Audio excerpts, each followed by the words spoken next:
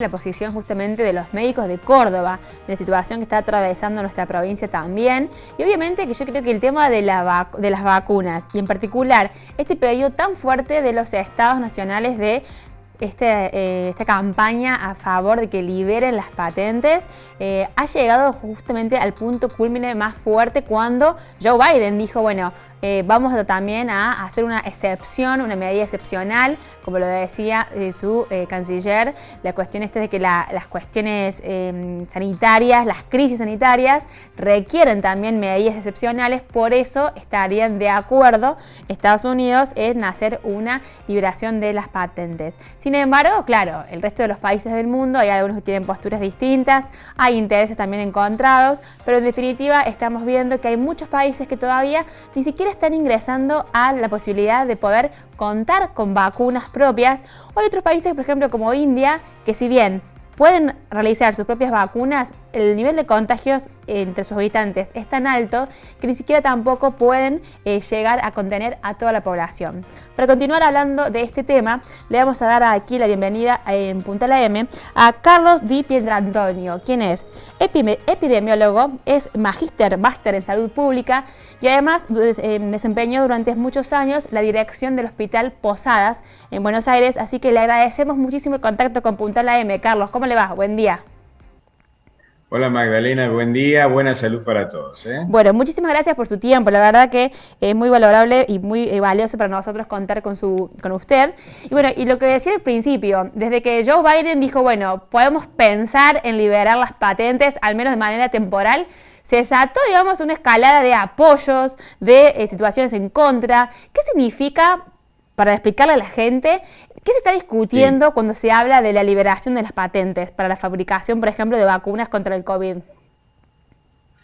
La primera cuestión que nos va a llamar la atención es que en un tema realmente tan trascendente como vos fíjate, se unieron algunas potencias impensadas que estuvieran bregando por lo mismo, porque inclusive Putin dio su apoyo a la postura de Joe Biden de liberar las patentes.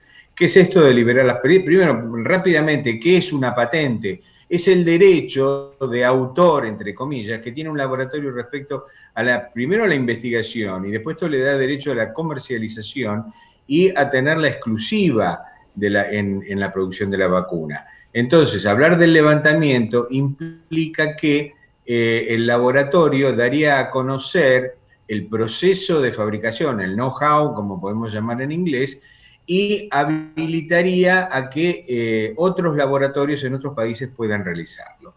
Esto igualmente tenemos que tener en cuenta que se dijo que iba a ser en forma transitoria, o por lo menos es lo que Joe Biden de alguna manera dejó entrever que podría ser, con la lógica reacción de los laboratorios como Pfizer o de los de la vacuna de Moderna, que están oponiéndose a esta instancia, ¿no?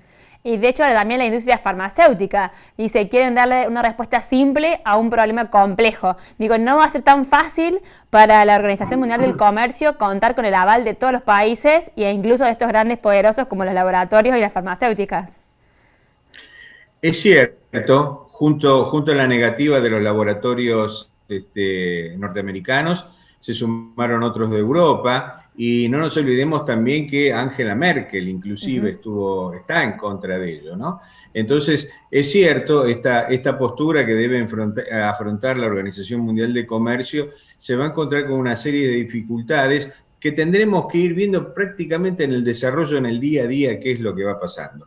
La cuestión es que la realidad mundial está marcando una gran brecha entre los países más ricos y los menos ricos con esta posibilidad de acceso a las vacunas. Veamos lo que está pasando en este momento en India, donde prácticamente día a día está rompiendo récord de contagios y, lo que es peor, récord de muertes. O sea que el mundo de alguna manera va a tener que adecuar su postura y hagamos realmente votos para que alguna vez la cordura esté por encima del negocio, y esperemos que esto sea así.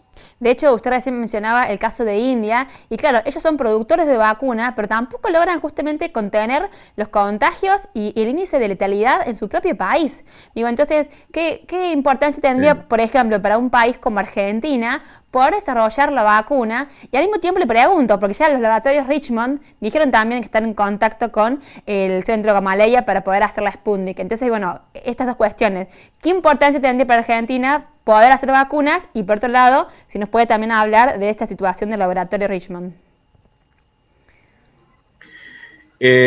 A ver, el tema de cuando una patente se levanta implica pura y exclusivamente lo siguiente, el proceso de comercialización sobre todo, ¿no? Realizar una vacuna lleva muchos años y podríamos dividirlo entre lo que es investigación, producción y posterior comercialización. ¿Está?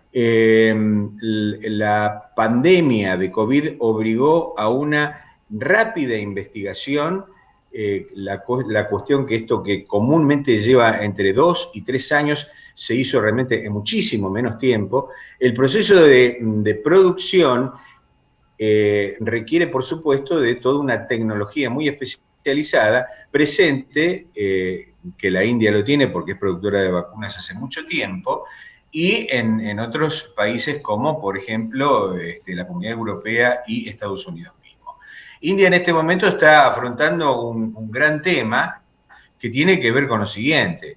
Está afectando sobre todo a ciudades como Bombay, que yo creo que la gran mayoría de nosotros sabemos el hacinamiento que tiene esta ciudad y algunas características muy especiales que la hacen una de las ciudades más contaminadas del mundo. No nos olvidemos las aguas del Ganges, donde realmente la contaminación llega a niveles realmente insólitos. ¿Está?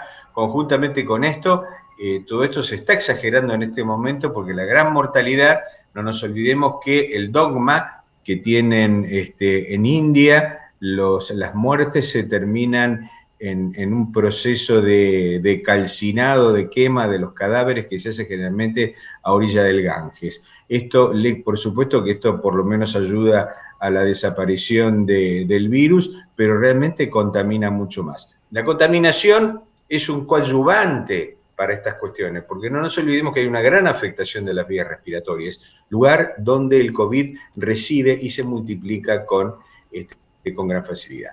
Pasemos al tema de la producción en lo nacional. ¿Qué sería esto? Sí. Bueno, los laboratorios como Richmond, que habías mencionado, Magdalena, que tienen infraestructura como para poder hacerlo, en este momento están en tratativas. Ahora, tenemos que tener en cuenta una cosa. Por más que se levante la patente de las vacunas, el proceso de industrialización no es instantáneo, Esto lleva su tiempo, hay que adecuar la tecnología que tenemos actualmente a las vacunas. Cada una de las vacunas, es decir, la Sputnik tiene un sistema de fabricación, por decirlo de alguna manera, de producción, en virtud de que usa como materia prima un ARN de adenovirus, y las otras vacunas como la AstraZeneca usan otros. Cada uno de estos laboratorios tiene que adecuar su tecnología a ello. Y esto, insisto, no es instantáneo. Bienvenido sea que podamos tenerlo, pero de alguna manera darse cuenta que esto no habilita a contar con vacunas en forma instantánea. Exactamente, pero sí podríamos considerar que es como un camino para garantizar el acceso, a que sea un poco más igualitario para todos los países del mundo, ¿no? Si se liberan las patentes. Sí, eso es un tema fundamental, porque en este momento, hay unas consideraciones que se ha hecho, que se han publicado en revistas científicas como Nature, por ejemplo, donde menciona que realmente conseguir lo que llamamos la inmunidad de rebaño va a ser una tarea bastante difícil. No nos olvidemos que cuando nosotros hablamos, por ejemplo, de contactos estrechos entre 3 personas, sabemos a qué nos referimos, pero ¿podríamos llevar esta sinonimia a un contacto estrecho entre países, ¿cuál sería este? Porque cada país, Argentina, tiene su contacto estrecho ¿con quién? Con Chile, con Paraguay, con Uruguay. Tenemos vecinos. Y en este momento donde la globalización hace que las fronteras tengan una facilidad que antes no tenían, si bien ahora están bastante restringidas, tenemos que tener en cuenta que esto, si no salimos todos juntos, es muy difícil que salgamos. En este momento, esta brecha, ¿cómo se manifiesta? Hasta el momento se han aplicado aproximadamente unos 700 millones de vacunas en el mundo. Pero ¿qué es esto? Que restan todavía 7.000 millones de vacunas. Y el acceso de los países menos ricos frente a aquellos que tienen mayor disponibilidad es esta brecha sanitaria que va a ser muy difícil zanjar. Sobre todo si tenemos en cuenta esta postura de los laboratorios productores y de los defensores de las patentes. Doctor, por último, muy interesante lo que estábamos charlando, pero como especialista también en salud pública, digo, mientras vayan llegando más vacunas a nuestro país, porque tenemos que, como usted decía, 10 millones de vacunas en Argentina y somos más de 45 millones. Falta mucho, digamos, para vacunarnos a todos. ¿Cómo seguimos, digamos? ¿Cómo seguimos para tratar de evitar que esta cifra de muertos no aumente, que los contagios no aumenten? ¿Cuál es su visión al respecto? Mi visión como especialista en epidemiología y justamente también en salud pública, creo que deberíamos mejorar un poco la estrategia. ¿Cuál es la estrategia de esto? Bueno, lograr por lo menos un testeo mucho más grande. Consideramos que para una epidemia lo ideal sería empezar a testear como mínimo el 1% diario de la población. En nuestro país estaríamos hablando de como mínimo 400.000 testeos diarios. ¿De qué me sirve esto? Identificar los grupos de riesgo, separarlos y actuar en consecuencia con la vacuna. Ahora, estamos en un cuello de botella con las vacunas, evidentemente, porque además es un cuello de botella no solamente que no contamos con la cantidad suficiente, no sabemos cuándo van a llegar, no sabemos cuáles además van a llegar. No nos olvidemos que, por ejemplo, de Sputnik V tenemos aproximadamente hemos recibido 4 millones de dosis de la primera dosis, pero solamente 1 millón de la segunda dosis. ¿Cuándo vamos a recibir más de la segunda dosis?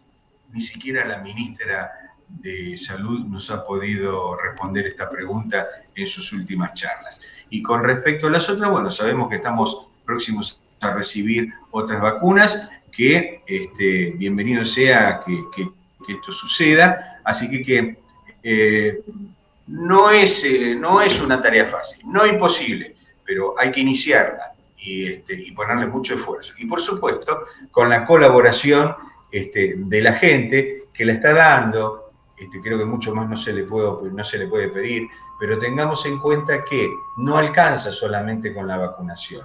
Hay que poner de uno mismo cuidados en la higiene de las manos, el uso de barbijos y el distanciamiento lógico que hay que tener y cuidarlo con los espacios cerrados. Bueno, muy bien, doctor. Mucho gusto poder hablar con usted. Un gran saludo aquí desde Río Cuarto, Córdoba, y le agradecemos el contacto con Punta La M. Bueno, a todos los cordobeses que tengan un muy buen día y muy buena salud para todos. Gracias. Acabamos de hablar con el doctor Carlos Di Pietrantonio, que es epidemiólogo y también es magíster en salud pública. Bueno, que habla un poco de la situación de las patentes, qué implica, y también me quedo con este último dato que dijo, bueno, a ver, hasta que lleguen las vacunas hay que aumentar el nivel de testeos, que debería ser en condiciones así súper óptimas, el 1% de la población, o sea, 400.000 testeos por día. Estamos todavía lejos de esta cifra, pero bueno, es la visión de un especialista. Hacemos la pausa en Punta La M y ya volvemos con mucho más.